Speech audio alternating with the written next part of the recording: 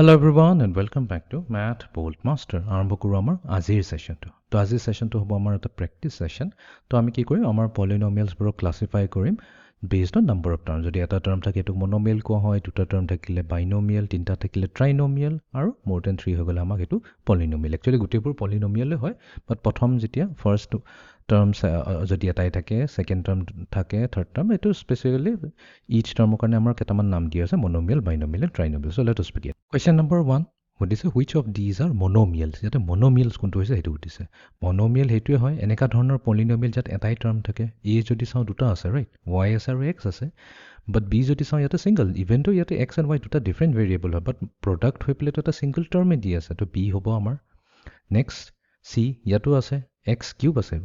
মনতে ভাবিব পাৰা বোলে এক্স কিউব মানে হৈছে x into x into x, x তিনিবাৰ মাল্টিপ্লাই হৈছে, বাট প্ৰব্লেম নাই।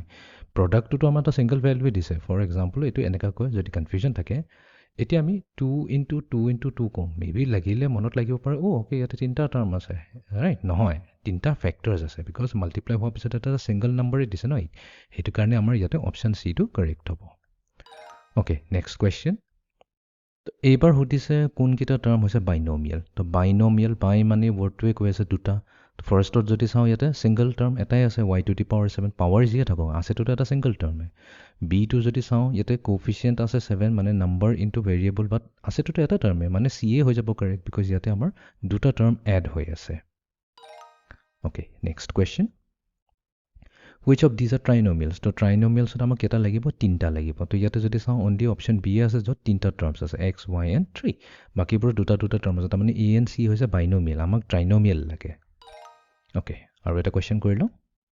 চ' হুইচ অফ দিজ আৰ মনোমিয়েলছ। তো মনোমিয়েলছ মানে কি, য'ত এটাই টাৰ্ম থাকিব, তো বিত এটা টাৰ্ম আছে, চিটো এটাই টাৰ্ম আছে, তো এই দুটাই হৈ যাব কাৰেক্ট আনচাৰ।